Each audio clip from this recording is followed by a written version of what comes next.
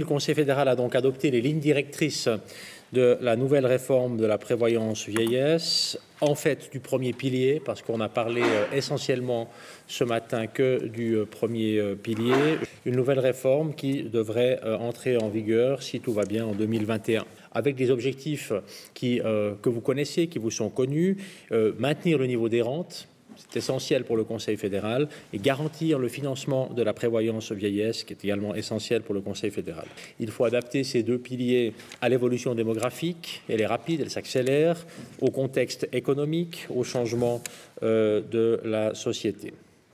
Et s'il y a une chose qui a changé depuis le rejet de la prévoyance vieillesse 2020 et depuis, dans le fond, les débats passés, c'est le calendrier.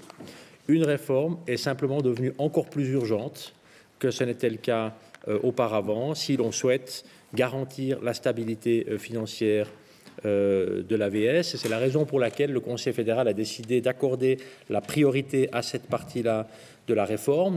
Et donc, le Conseil fédéral m'a chargé aujourd'hui, a chargé mon département de mettre avant l'été un projet en consultation avec, pour le premier pilier, les grandes lignes suivantes qui ont été retenues.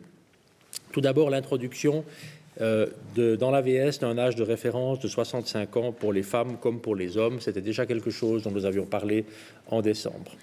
Il est prévu de porter des compensations, Ausgleichsmaßnahmen, pour le relèvement de l'âge de la retraite des femmes. Pour le financement de tout cela, mais notamment pour le financement de l'effet démographique, c'est un relèvement de la TVA qui a été retenu, 1,7%.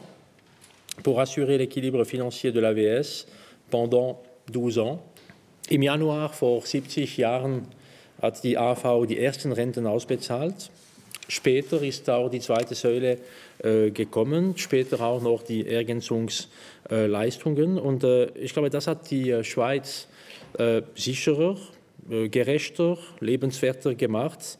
Und darum arbeitet der Bundesrat mit voller Kraft daran, unsere Altersvorsorge zu sichern und an die zukünftigen Bedürfnisse der Gesellschaft anzupassen.